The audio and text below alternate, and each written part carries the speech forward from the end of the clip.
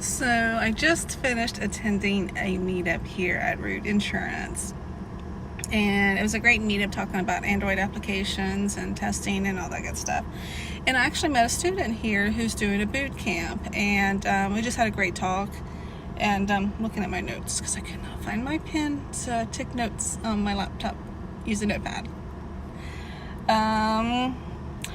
So one of the things that I made notes on is whether they like it or not, I'm going to have my students start doing lightning talks in classes, just to kind of get them used to talking, because the community that's involved and when it comes to programming and web development is so great, and they are so encouraging of doing talks and helping others that that it takes a lot to get out of that I don't want to talk in front of people zone. I still have that zone of I don't want to talk in front of people, but I make myself do it. So lightning talks, if you're not familiar with them, they're only about a couple minutes long, and they could be about whatever you want. So just to get them out of that comfort zone of talking in front of people. So one thing I want to do is, like I said, is have my students do lightning talks. And the boot camp student that my husband's watching, I think this is the first time I've ever seen him watch. One of the things that I thought was interesting about this student was that she was talking about how she had an undergrad in sustainability, if I remember correctly, or environmental.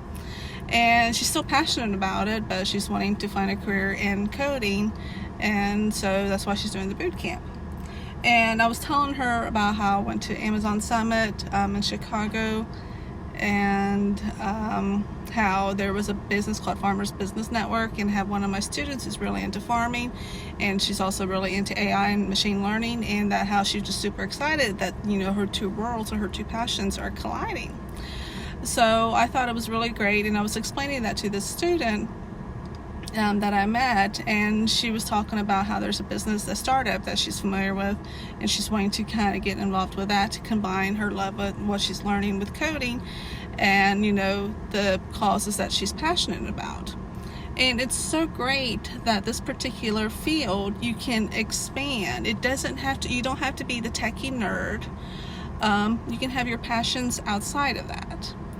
Whether it be environmental concerns, whether it be farming, whether it be, gaming, whether it be music, you can have your passions elsewhere and still use technology to help grow that.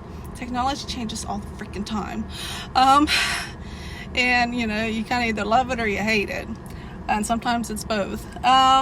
So, there's just so many opportunities, whatever your particular passion is. You don't have to be the stigma of, the hoodie, black hoodie, kind of covering your face and on the computer all the time, even though I am on the computer all the time. But I just love the fact that she was finding what she loves. And that, it's just so fun.